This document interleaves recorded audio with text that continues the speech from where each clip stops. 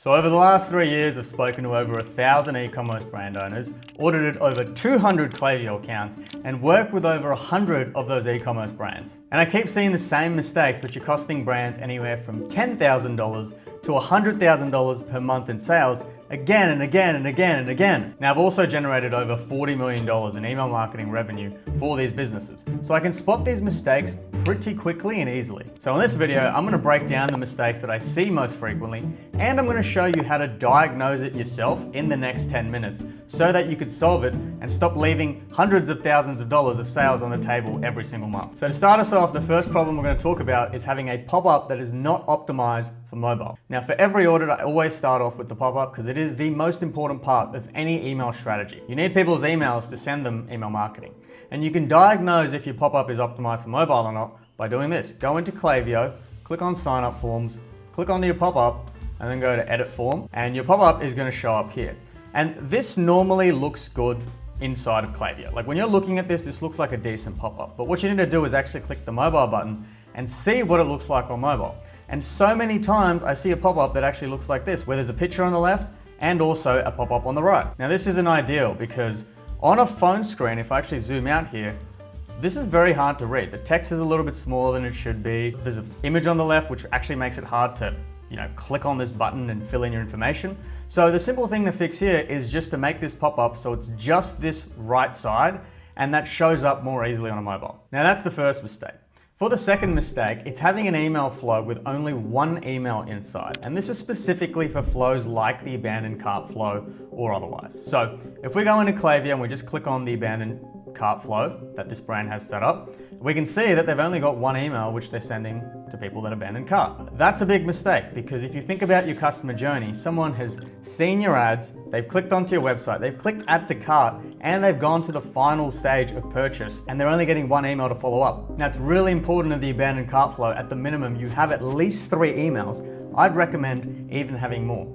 And the reason why this is so important is because it's generally like a sales thing. All of the money is in the follow-ups. If you're only following up one time, a lot of sales will come from this one abandoned cart email. But if you had 4, that's 3 more chances for you to follow up with someone for that person to buy from you. So what that means for this brand with one abandoned cart flow, their website conversion rate is probably half what it should be, and they're probably spending twice as much money on ads as they need to be to acquiring the same amount of customers. It's very easy to fix, just add more emails into your abandoned cart flow and have content that solves the objections that people have when they reach the final stage of purchase and bounce. This could be things like shipping times. This could be things like having buy now, pay later options. This could be they don't trust you. Whatever it is, at the minimum, have 4 emails and solve objections, and that's how you have a better abandoned cart flow. Now, the next mistake that I see in people's Klaviyo account is turning on smart sending. Now, you can check if you have smart sending turned on by going into your flows, clicking on each email, and scrolling down to see if this setting is turned on, skip recently emailed profiles. And if it is, it's costing you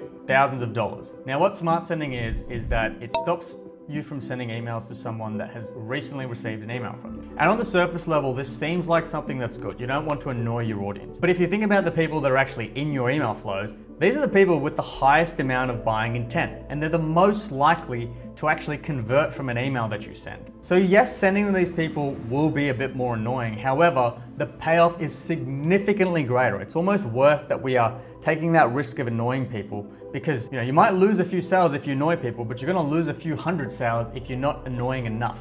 At this stage, if people are right on the final stage of purchase and are in your email flow. So my recommendation is to go through and turn off this setting for every single email in your flow. And if you get pushback from your audience, then you can go in and turn on smart sending. But make sure you start off being aggressive and then pull it back. Now, quick pause before we move on. This smart sending trick is a tiny setting which is costing you thousands of dollars, even if you might be doing everything correct. So if you're interested, I'm more than happy to go through your Klaviyo account, look through 100 different small settings like this that might be costing you thousands of dollars and give them to you in a document so that you can implement it for free. So if you're interested in that, you can click the link in the description for a free Klaviyo audit to help you grow this year. Okay, that's my pitch. Let's get back to the video. Now, the next mistake I see in people's Klaviyo account is brands thinking they have an abandoned cart flow when they don't. It's set up incorrectly. They actually have an abandoned checkout flow.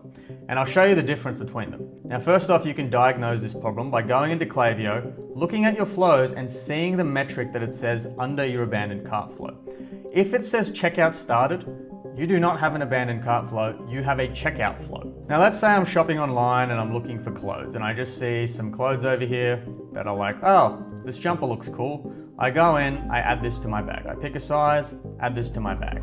And then let's say I'm browsing some more products which they recommend. So I end up picking this quarter zip and I add this to my bag. Now, let's say I now get distracted and I leave. Now, if your abandoned cart flow is set up where it says checkout started underneath it, I am not going to get an abandoned cart email sequence. Now, the reason the flow won't trigger is because this flow is only set up to trigger when I go to the checkout page or the credit card page, which I will go to when I click continue to checkout. If I do not click this button, I will not get a flow for this brand. So how do you fix it? It's really easy. You just go to metrics inside of Klaviyo and you find the added to cart metric, which you search for, and it comes up over here.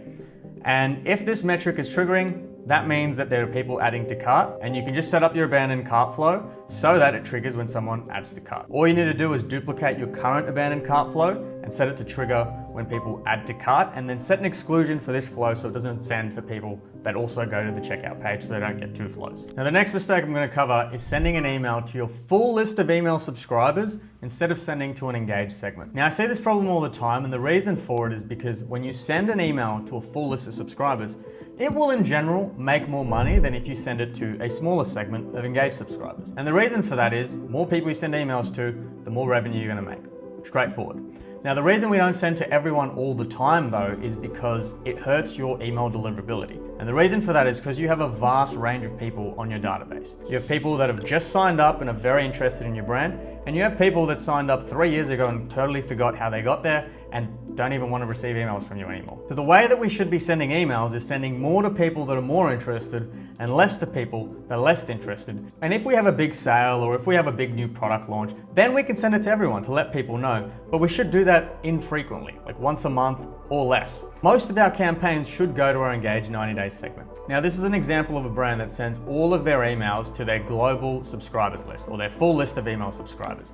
And if I click on this drop down for their email performance in the last 30 days, they have a horrendous open rate, horrendous click rates, horrendous placed order rates, and just aren't making any money. And this is what happens when you constantly send emails to your full list of email subscribers, because there is a lot of customers that are on your database that don't want to hear from you all the time. Now, when you first start sending emails to the full list, you're going to notice that it sends more, and brands sometimes think, well, it's making money, let me just do that all the time. Now, what that does is ruin your deliverability and your reputation with email providers, so your open rate goes to shit, and people stop getting your emails and buying from you because they just don't receive your emails. Now, if I go back in time for this brand, back to 2022, you can see that they were sending most of their emails to the Engage 60-day audience, and they were getting pretty good open rates, and their campaigns were making a significant amount of money as well. Now, all you need to do to fix this problem, if you're in this position, is just create a segment for the Engage 90-day audience. And this is people that have opened or clicked or been active on your site or added products to cart in the last 90 days, and send most of your campaigns to them. If you run a big sale or if you have a big discount that you're offering, send that to your full list, but do that pretty infrequently. And that's it. So those are some of the biggest mistakes that I see when I talk to e-commerce brand owners, and I hope you learned something for this video.